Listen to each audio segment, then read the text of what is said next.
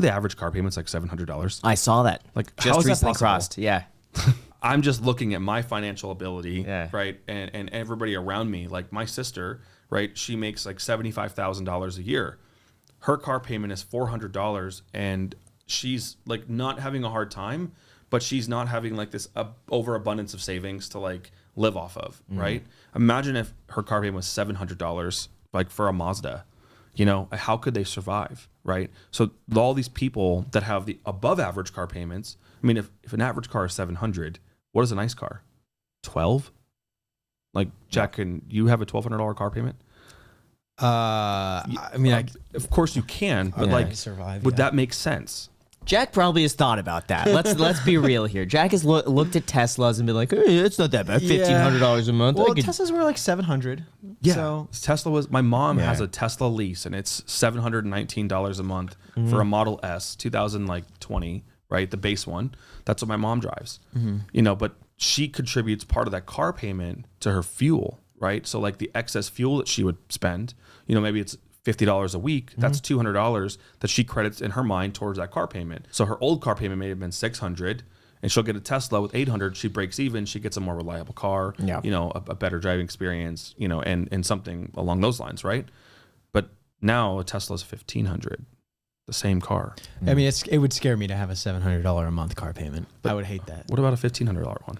What about 2,000, Jack? I would hate a little bit more. Yeah. Yeah. And I mean, those are real numbers now. Those are normal numbers. How are people qualifying for this, though? That's because I know the with problem. mortgages, it needs to be 33% of your income. So what's the metric for cars? Funny story. All right. I know a guy who he makes $2 million a year on salary.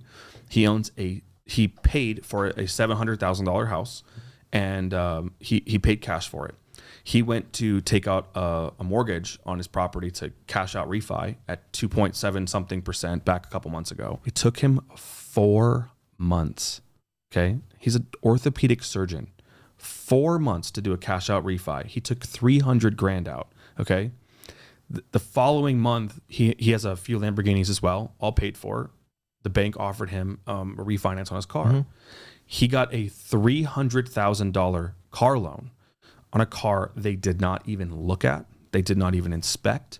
They walked into the bank, and in 9 minutes, they took the title and gave him a $300,000 check. But couldn't they see that this guy has a ton of assets? He has plenty of income. With the house refi?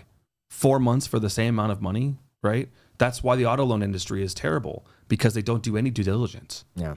They could literally write you the same exact, you could take an asset that's worth $1 million, pull 300 grand on it, right, for a house, and take you 4 months to go through the world of questions, but walk in and get a car loan and take out 100% of the value of the car for 300 grand at the same interest rate or just slightly more in 10 minutes, right? So like, that's the problem with the auto loan industry is they don't check, right? That's how it was in 2007. They didn't check. You just buy a house.